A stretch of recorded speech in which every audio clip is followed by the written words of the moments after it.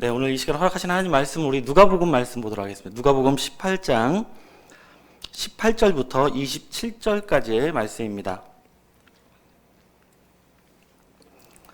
오늘 허락하신 하나님 말씀은 누가복음 18장 18절부터 27절까지의 말씀입니다. 네, 다 찾으신 줄로 믿고 제가 봉독하도록 하겠습니다. 어떤 관원이 물어 가로되 선한 선생님이여 내가 무엇을 하여야 영생을 얻으리이까? 예수께서 이르시되 네가 어찌하여 나를 선하다 일컫느냐? 하나님 한 분 외에는 선한 이가 없느니라. 네가 계명을 안 하니 간음하지 말라, 살인하지 말라, 도적질하지 말라, 거짓 증거하지 말라, 네 부모를 공경하라 하였느니라. 여짜오되 이것은 내가 어려서부터 다 지켰나이다. 예수께서 이 말을 들으시고 이르시되 네가 오히려 한 가지 부족한 것이 있으니 네게 있는 것을 다 팔아 가난한 자들에게 나눠주라. 그리하면 하늘에서 보화가 네게 있으리라. 그리고 와서 나를 쫓으라 하시니 그 사람이 큰 부자인 고로 이 말씀을 듣고 심히 근심하더라. 예수께서 저를 보시고 가라사대 재산이 있는 자는 하나님의 나라에 들어가기가 어떻게 어려운지 약대가 바늘귀로 들어가는 것이 부자가 하나님의 나라에 들어가는 것보다 쉬우니라 하신대. 듣는 자들이 가로되 그런즉 누가 구원을 얻을 수 있나이까? 가라사대 무릇 사람의 할 수 없는 것을 하나님은 하실 수 있느니라. 아멘. 네, 오늘 허락하신 하나님 말씀 우리 누가복음 18장 18절부터 27절까지의 말씀을 통해서 바늘귀로 들어갈 자들, 바늘귀로 들어갈 자들이란 제목으로 하나님의 말씀을 깨우쳐 보도록 하겠습니다.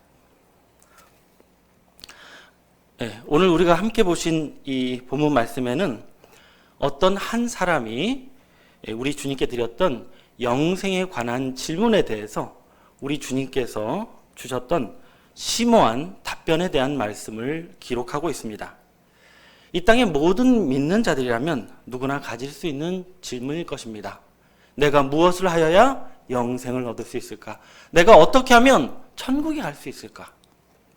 이 질문에 대해서 우리 주님은 분명한 영생의 길을 오늘 말씀 가운데 제시하고 계십니다. 과연 예수님께서 말씀하시는 우리가 영생에 이르는 확실한 그 길은 무엇인지 오늘 우리가 증거되는 말씀을 통해서 정확하게 깨우침으로 말미암아 하나님께서 예비하신 영생천국의 문으로 당당하게 걸어 들어가는 저와 여러분으로 발견되기를 원합니다. 자, 오늘 본문 말씀이 누가복음 18장은 예수님께서 십자가를 감당하시기 약 3개월 전에 이 요단 동편에 있는 이 베레아라는 지방에서 말씀을 증거하고 계셨습니다. 그곳에서 한 사람을 만나셨고 그와 대화하신 말씀을 기록하고 있는데요. 자, 노중에서 예수님께서 만나서 대화했던 이 한 사람, 어떤 사람이었는지 우리 본문 말씀 읽으면서 확인해 보도록 하겠습니다. 누가복음 18장 18절 말씀입니다. 어떤 관원이 물어 가로되 선한 선생님이여 내가 무엇을 하여야 영생을 얻으리까? 라고 말씀이 시작하고 있습니다. 자, 어떤 관원이 물어 가로되 라고 말씀하고 있기 때문에 지금 예수님께 질문을 드리고 있는 자는 바로 직업이 뭐예요? 관원이라는 것을 알 수가 있습니다. 자, 유대 관원이라는 것은 유대 사회에서 꽤 높은 지도층의 사람이라는 것을 알 수 있고요. 이 사람이 우리가 알고 있는 이 사내들이 공의의 의원이라면 분명 명문가 출신의 사람이거나 아니면 율법에 정통한 그 학자 집안의 사람일 것입니다. 근데 이 사람이 재산이 얼마나 많았냐면 23절 말씀을 좀 앞서 보시면 그 사람이 큰 부자인 고로라고 말씀하고 있기 때문에 그가 어떻습니까? 형편이 상당한 재산을 보유하고 있는 자산가였다는 것을 알 수가 있습니다. 그리고 이 사람의 연령에 대해서 다른 복음서 우리 마태복음 19장 20절 말씀을 보시면 그가 젊은 청년이었다고 기록하고 있습니다. 그래서 한마디로 정리해서 말씀드리면 젊은 나이에 사회적으로 높은 지위와 또한 많은 부를 축적하고 있는 이 성공한 부자 청년이 예수님을 찾아와서 말씀을 건네고 있는 것입니다. 자, 그런데 이 백주 대낮에 유대 관원이 주님을 찾아와 만난다는 것은 사실은 상당히 위험한 일이었습니다. 왜 그러냐면 당시 유대 사회에서는 이미 예수님을 이단으로 규정하고 주님과 상관하는 자는 다 유대교에서 출교시켜 버리기로 결의가 되어 있었습니다. 우리가 잘 알고 있는 이 요한복음 3장에 나오는 니고데모라는 관원이 있지 않습니까? 이 사람이 주님을 언제 찾아왔냐면 밤중에 찾아왔습니다. 왜 그랬습니까? 그의 신변이 노출될까 염려했기 때문이죠. 그런데 지금 이 유대 관원인 이 사람이 대낮에 스스로 주님을 찾아와서 공개적으로 이렇게 주님을 만났다는 것은 그렇게 할 수밖에 없는 절실한 문제가 바로 이 관원에게 있었다는 것을 우리가 생각해 볼 수가 있는데요. 그가 어떠한 이유로 주님을 찾아와서 질문했느냐. 우리 18절 다시 하반절 보시면 선한 선생이며 내가 무엇을 하여야 영생을 얻으리까? 라고 말씀하고 있습니다. 자, 이 관원의 질문을 통해서 우리가 알 수 있는 것은 이 청년이 바로 바리새인으로서 율법과 또한 성경을 잘 알고 있는 자였지만은 정작 영생에 대해서는, 이 천국에 대해서는 그 길을 찾지 못하고 있는 그 신앙적 딜레마에 빠져 있는 사람이었다는 것을 알 수가 있습니다. 실제로 예수님이 활동하시던 당시에 유대인들은 이 영생을 얻는 그 길을 찾으려고 성경을 열심히 묵상했다고 성경은 기록하고 있습니다. 우리 참고로 요한복음 5장 39절 말씀을 확인해 보도록 하겠습니다. 요한복음 5장 39절에 보시면 너희가 성경에서 영생을 얻는 줄 생각하고 성경을 상고하거니와 라고 말씀하고 있습니다. 유대인들이 성경을 통해서 영생의 길을 찾고자 매달렸지만 문제가 무엇이었습니까? 우리 다음 말씀 보시면 이 성경이 곧 내게 대하여 증거하는 것이로다 라고 말씀하고 있습니다. 성경은 근본적으로 누구에 대하여 기록된 말씀입니까? 예수님에 대한 기록이고 예수 안에 영생이 있는데 정작 예수를 거부하고 있으니 그 길을 찾을 수가 없는 것이죠. 그래서 주님은 40절에 이렇게 말씀하십니다. 그러나 너희가 영생을 얻기 위하여 내게 오기를 원하지 아니하는도다 라고 말씀하고 있습니다. 아니 그토록 영생을 갈구하면서도 정작 예수님께로 나아가지 못하고 있기 때문에 영생을 찾지 못하는 모순에 빠져 있었던 것을 우리가 알 수가 있습니다. 그런데 오늘 이 주님께 나와서 질문을 던지는 이 유대 관원은 어떻습니까? 주님을 찾아왔습니다. 선택이 어떤 선택입니까? 현명한 선택이죠. 지금 유대인 중에서 정말 가장 영생에 가까운 길을 찾아온 청년이라고 말씀을 드릴 수가 있는데요. 자, 이 영생에 대한 질문을 던지는 청년에게 예수님은 뭐라고 말씀하시나요? 19절 말씀 이어서 보겠습니다. 19절 말씀해 보시면 예수께서 이르시되 네가 어찌하여 나를 선하다 일컫느냐라고 말씀하고 있습니다. 자, 먼저 예수님은 이 예수님을 가리켜서 선한 선생님이라고 호칭한 것에 대해서 문제를 지적하고 계십니다. 이 당시에는요, 이 선하다라는 표현은 하나님 또한 이 율법에만 붙인 표현이었다고 합니다. 그래서 사람을 향해서는 선하다 이렇게 부르지 않았는데 예수님을 어떤 선생님? 선한 선생님이여 라고 한 것을 보니까 아마 당시에는 꽤 율법에 능하고 말씀에 능한 선생님을 이렇게 선하다 칭하는 관습이 있었던 것 같습니다. 그런데 주님은 뭐라고 말씀하고 있냐면 우리 19절 말씀 하반절 이어서 보시면 하나님 한 분 외에는 선한 이가 없느니라 라고 말씀하고 있습니다. 자, 이 말씀은 예수님이 나는 선하지 않다 이렇게 말씀하는 것이 아니라 바로 성경에서 말씀하고 있는 절대적인 선, 그 진리는 오직 누구에게로서 온다? 하나님 한 분에게서만 오는 것이고 지금 네가 나에게 묻고 있는 영생조차도 누가 주시는 은혜다? 예, 하나님이 주시는 은혜라고 밝히고 계신 것입니다. 자, 그리고 나서 예수님은 무슨 말씀을 하시냐? 십계명의 율법을 말씀하시게 됩니다. 우리 20절 말씀 이어서 보겠습니다.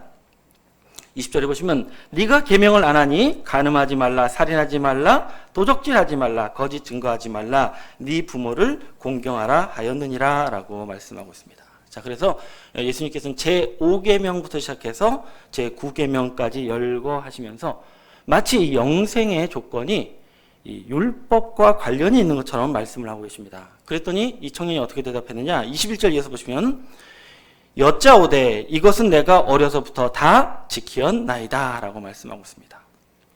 자, 소년 시절부터 율법을 가르치고 지키게 하는 유대인의 관습대로 볼 때에 이 청년은 자신 있게 대답할 수 있었어요. 내가 어려서부터 다 지켰나이다 라고 대답을 한 것입니다. 이미 예수님도 예상하신 대답입니다.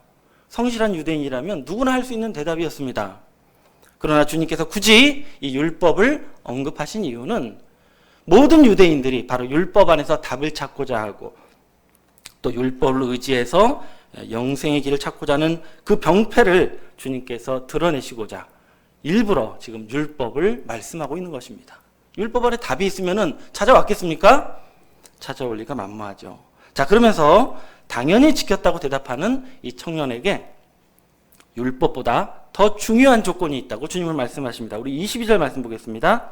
22절에 보시면 예수께서 이 말을 들으시고 이르시되 네게 오히려 한 가지 부족한 것이 있으니 라고 말씀하고 있습니다.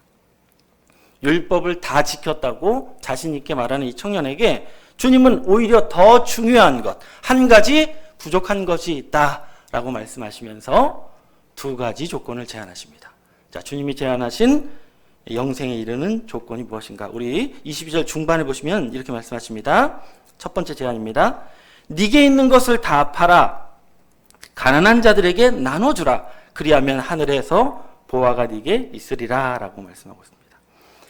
네가 가지고 있는 전 재산을 다 팔아서 가난한 자들에게 나누어 주면 하늘에서 보화가 네게 있을 것이다 라고 말씀하십니다. 굉장히 파격적인 조건을 요구하고 계십니다.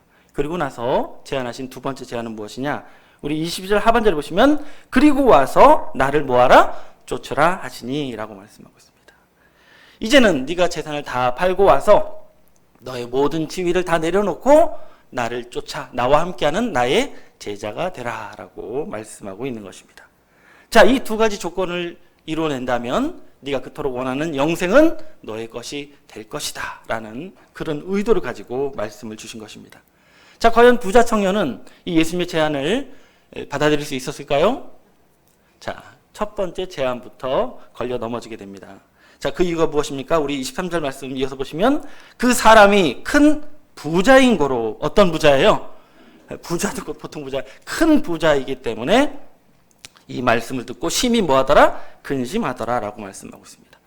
아니, 유대 관원의 지위를 내려놓고 주님의 제자가 되는 것도 어려운 일인데 더욱 이 사람에게 어려운 일은 바로 자신이 큰 부자이기 때문에 그것을 다 팔고 주님을 쫓는 것은 감당할 수 있는 일이 아니었습니다. 그래서 다른 복음서에서 보시면 슬픈 기색을 띠며 주님을 떠나갔다라고 말씀하고 있습니다.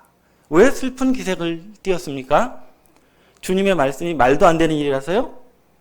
믿지 못했다면 아마 비웃고 돌아갔을 것입니다. 그러나 그것이 진실이라 할지라도 자신이 감당할 수 있는 일이 아님을 깨닫고 주님을 떠나게 됩니다.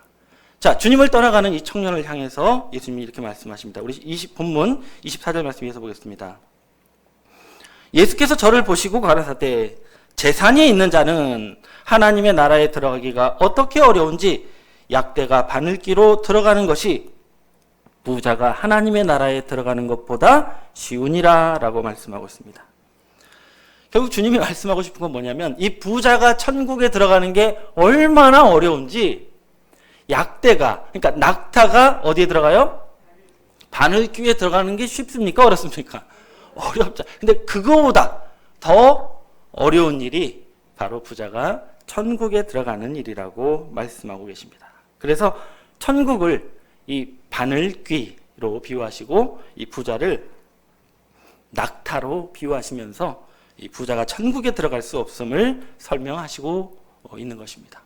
여러분, 이 말씀이 지금 주님께서 이 부유한 자들, 재산이 많은 부자는 천국에 갈 수 없다라고 지금 경고의 말씀을 주고 있는 것입니까?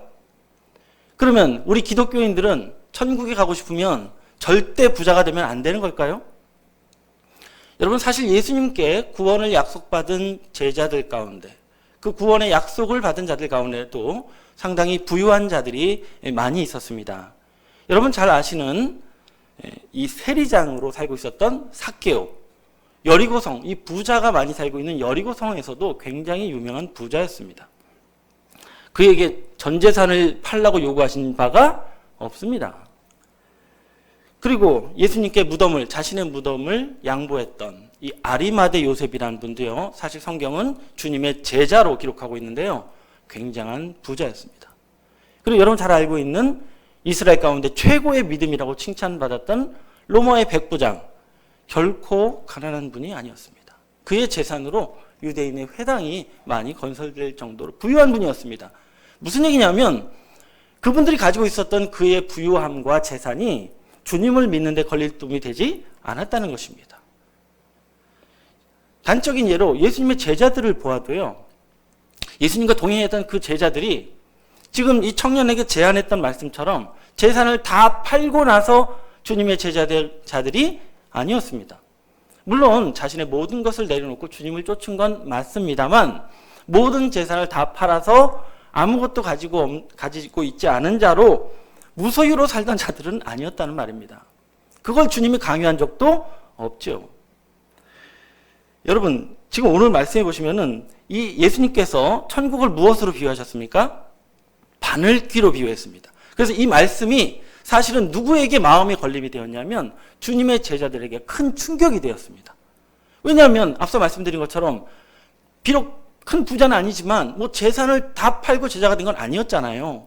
그래서 그것이 우려돼서 예수님께 이렇게 다시 말씀을 묻게 됩니다. 26절에 보시면 듣는 자들이 가로되 그런즉 누가 구원을 얻을 수 있나이까? 라고 말씀하고 있습니다. 자, 이 상황을 좀 더 설명한 말씀이 우리 마가복음 10장 26절에 되어 있습니다. 마가복음 10장 26절 잠깐 보시면 제자들이 심히 놀라 서로 말하되 그런즉 누가 구원을 얻을 수 있는가라고 기록하고 있습니다. 주님이 천국이 바늘귀와 같다고 하신 말씀을 들으니까 심히 놀랐다고 말씀하고 있습니다. 감히 누가 천국에 들어갈 수 있겠는가? 자기 소유를 다 팔아야만 구원을 얻을 수 있다면 아니 감히 누가 구원을 받을 수 있다는 말입니까? 라고 주님께 말씀을 하게 된 것입니다. 이 구원에 대해서 막막함을 호소할 때에 주님은 이렇게 답변하십니다. 우리 마지막 절 말씀이죠. 27절 말씀해 보시면 가라사대 무릇 사람이 할 수 없는 것을 하나님은 하실 수 있느니라 라고 말씀하고 있습니다. 자, 공동번역에 보시면은 이렇게 기록하고 있습니다. 사람의 힘으로 할 수 없는 일이지만 하나님께서는 하실 수 있습니다 라고 말씀하고 있습니다. 자, 뭐라고 제자들이 질문했습니까? 그런즉 누가 구원을 얻을 수 있겠습니까? 라는 질문에 대해서 사람의 힘으로는 구원을 얻을 수 없지만 하나님께서 하시면 구원을 얻을 수 있다라고 말씀하고 있는 것입니다. 여러분, 오늘 말씀에 가장 근본이 되었던 첫 번째 질문이 뭐였습니까? 내가 무엇을 하여야 영생을 얻으리까? 라는 질문으로 이 말씀이 시작해서 궁극적인 예수님의 대답은 무엇입니까? 사람의 힘으로는 구원을 얻을 수 없지만 하나님이 하시면 구원을 얻을 수 있다고 답변하시는 말씀이라는 것을 알기를 원합니다. 여러분, 결국 영생이라는 것은, 이 구원이라는 것은 사람이 무엇을 잘해서 무엇인가를 노력해서 얻을 수 있는 것이 아니요, 사람의 힘으로, 사람의 능으로는 불가능한 역사임을 분명하게 말씀하고 있는 것입니다. 여러분, 오늘 본문 말씀에서 예수님께서 이 청년에게 하셨던 제안은요, 주님이 어느 누구에게도 하신 적이 없었던 아주 무리한 제안입니다. 더욱이 부자 청년에게는 도저히 감당할 수 없는 지금 불가능한 제안을 하셨다는 것을 알기를 바랍니다. 결국 무엇을 말씀하고 싶은 겁니까? 네가 재산을 다 팔면 영생 줄게, 이런 말씀을 하시고자 하는 게 아니라 네가 재산을 다 팔아 가난한 자들에게 주는 것이 불가능한 것처럼 사람이 힘으로, 지혜로, 능력으로 영생을 얻는 것은 불가능하다는 것을 알려주는 말씀인 줄로 믿습니다. 그러면 우리는 어떻게 해야 영생을 얻을 수 있습니까? 어떻게 영생을 얻을 수 있다고 말씀하고 있습니까? 우리 27절 다시 말씀 보시면 누가복음 18장 27절입니다. 가라사대 무릇 사람이 할 수 없는 것을 누가 하실 수 있어요? 하나님이 하실 수 있는 줄로 믿습니다. 네, 사람의 힘으로는 결코 영생에 미치지 못하겠습니다만 하나님이 하고자 하시면 우리가 얼마든지 영생 천국에 들어갈 수 있다고 말씀하고 계신 줄로 믿습니다. 그럼 주님 말씀대로라면 천국은 뭐예요? 바늘귀고 부자는 뭐예요? 약대로 비유되어 있습니다. 자, 그럼 다행히도 우리는 큰 부자는 아니잖아요. 그렇죠? 그러면 우리는 사람이나 작은 양 정도가 된다면 자, 이 몸으로 우리가 바늘귀에 들어갑니까? 그러면 좀 더 가난해져 봅시다. 좀 더 가난해져서 고양이가 쫓아다니는 생쥐 정도가 됐어요. 바늘귀 들어갑니까? 안 됩니다. 다 내려놓죠. 이제 다 내려놓고 이제 바퀴벌레 됐어요. 자, 천국 들어갈 수 있을까요? 안 되는 것입니다. 결국 우리가 천국, 이 바늘귀 천국에 들어가려면 우리가 무엇이 되어야 하겠습니까? 무엇이 되어야 돼요? 바늘의 귀에 맞는 충분히 작은 실이 된다면, 그 중에서도 이 세마포를 만드는 명주실이 된다면 넉넉하게 바늘귀에 들어갈 줄로 믿습니다. 근데 이걸 누가 하실 수 있어요? 하나님이 하시면 우리가 세마포실이 되어서 이 바늘귀 천국에 들어가는 자가 되는 줄로 믿습니다. 그러면 지금 주님이 말씀하고 있는 사람이 할 수 없는 것을 하나님이 하신다는 것은 과연 무슨 역사이겠습니까? 지금 바늘귀 천국에 들어가게 하려고 우리를 세마포실로 만들어주시는 하나님의 구원의 역사는 무엇이겠냔 말이에요. 자, 이 섭리에 대한 말씀을 우리 사도 바울이 가르쳐 주신 로마서의 말씀으로 확인해 보도록 하겠습니다. 자, 우리 로마서 8장 3절 말씀을 보도록 하겠습니다.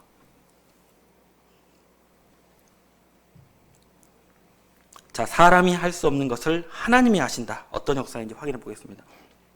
3절입니다. 율법이 육신으로 말미암아 연약하여 할 수 없는 그것을 하나님은 뭐 하시나니? 하시나니 라고 말씀하고 있습니다.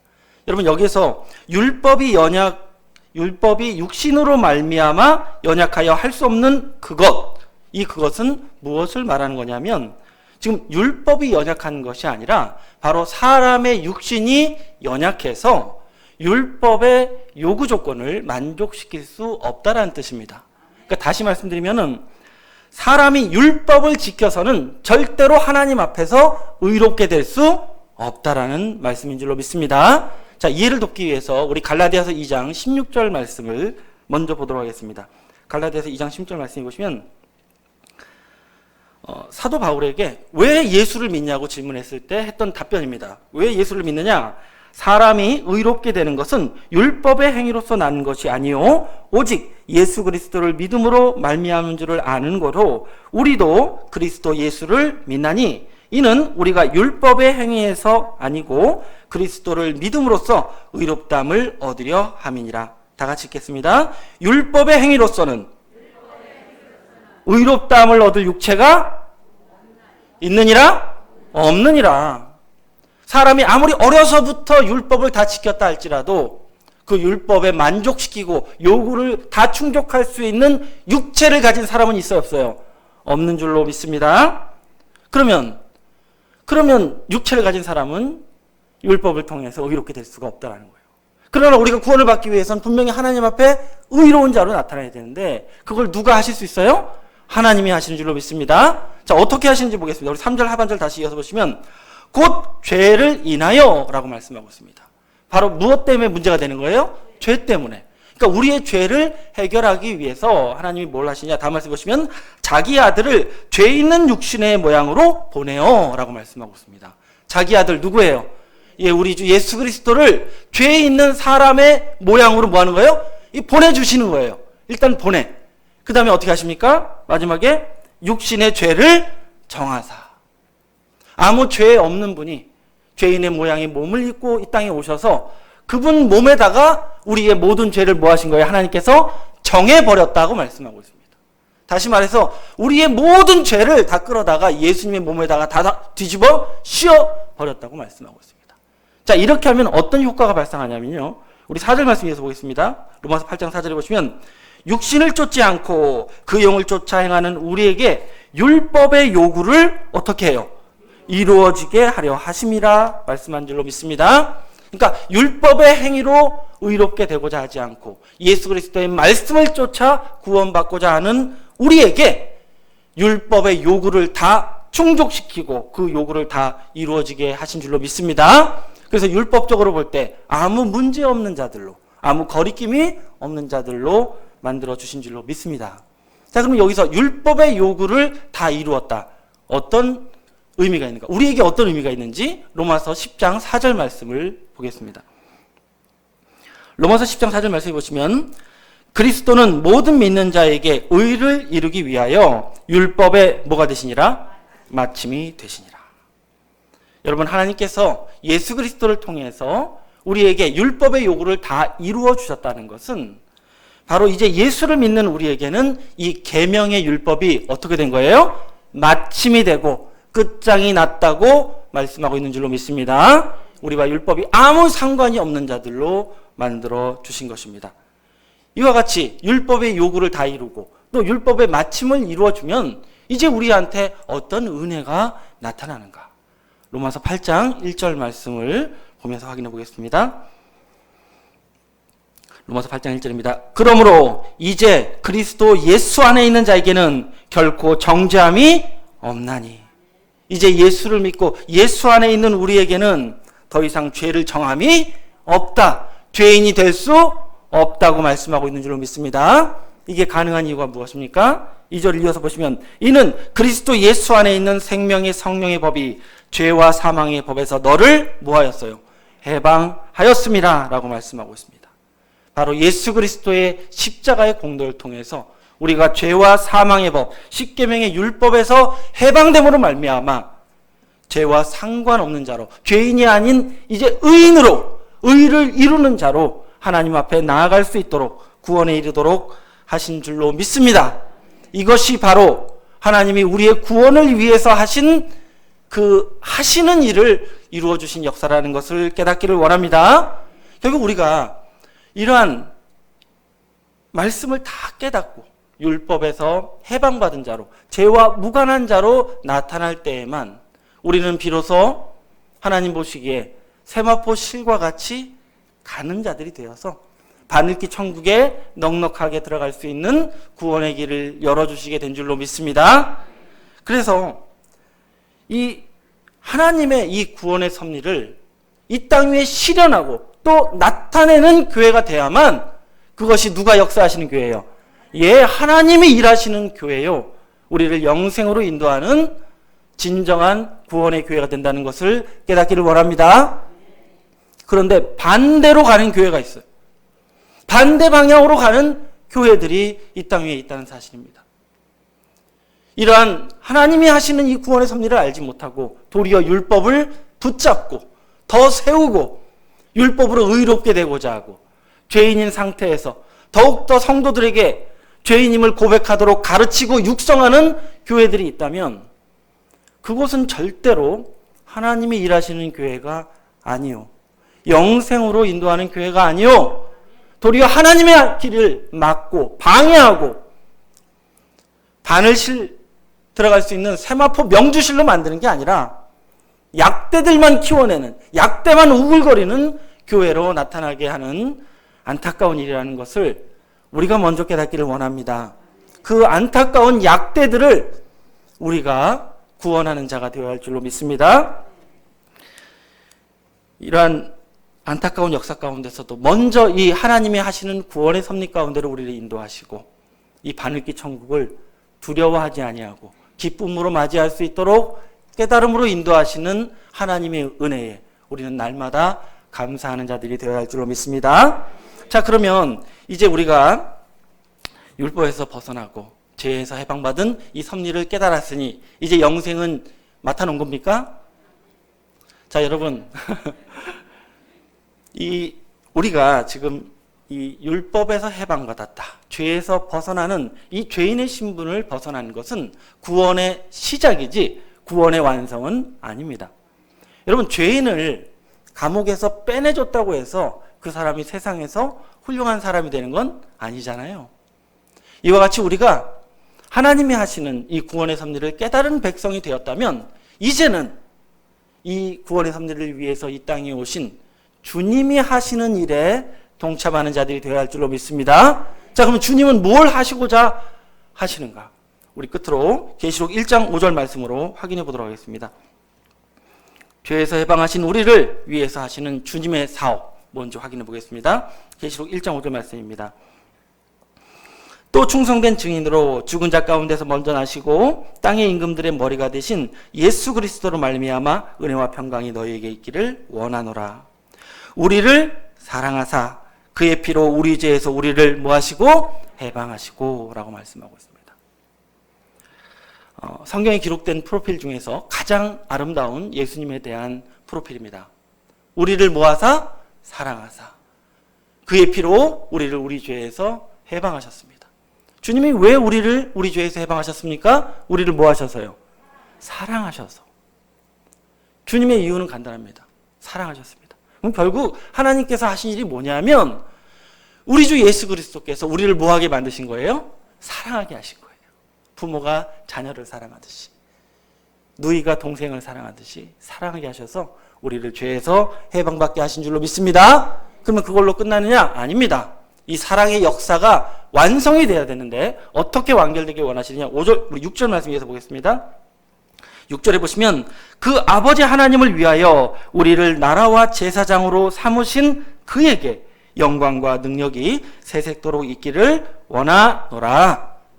여러분, 이 말씀이 아멘으로 성취되어야 할 줄로 믿습니다. 그러려면 이 죄에서 해방받고 율법에서 벗어난 자들이 하나님을 위하여 나라와 제사장으로 나타나야만 그 영광을 이제 우리 주님이 받게 되실 줄로 믿습니다.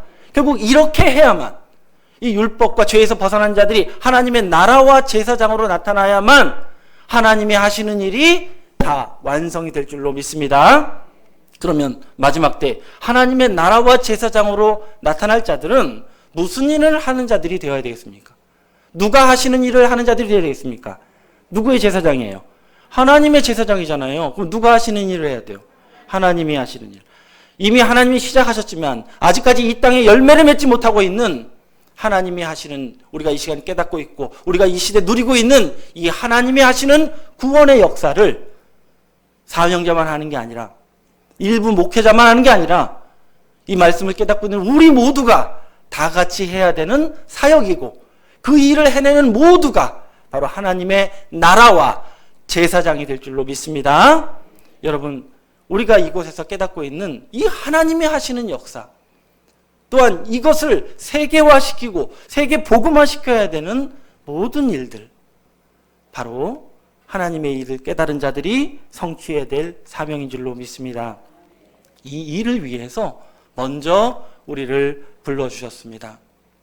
여러분, 하나님의 이 사랑과 관심은 온통 어디에 쏠려 있냐면 이 하나님이 하시는 일을 하고 있는 이 교회와 이 교회를 지키고 있는 바로 저와 여러분에게 쏠려 있다는 것을 알기를 원합니다. 여러분들은 그냥 예배하는 자들 아닙니다. 그냥 교회 다니는 분들 아니에요. 무슨 일을 하시는 분들입니까? 하나님의 일을 하는 분들인 줄로 믿습니다. 그래서 이곳에서 작은 봉사와 작은 사명이라도 최선을 다하고 성심을 다하는 자는 누구나 그때부터 하나님의 나라와 제사장이 될 줄로 믿습니다. 여러분에게 이 교회를 지켜내고 또 이 복음을 전파하는 귀한 사역이 있습니다. 부디 이 사명 성심으로 정성을 다하여 하시는 분들 되셔서 내가 작은 것이라도 하나님의 일을 위해서, 내가 일을 못하면 기도라도 마음으로라도 사명자를 응원하고 우리와 함께 다니는 동역자들을 응원하면서 이 나라와 이 제사장 나라를 이루어내는 주역들이 되시길 간절히 원합니다. 그래서 이 바늘귀 천국, 이제 여러분에게는 거대한 성문이 되어서 넉넉하게 여러분이 사랑하는 모든 자들을 데리고 아직도 약대가 되어서 그 작은 구멍에 들어가려고 꾸역거리고 있는 이 땅에 있는 안타까운 심령들을 여러분들이 직접 인도해서 그 성문으로 인도할 수 있는 하나님 나라의 제사장들로, 그 주역들로 축복되기를 예수님의 이름으로 축원을 드립니다. 감사합니다. 말씀 마치겠습니다.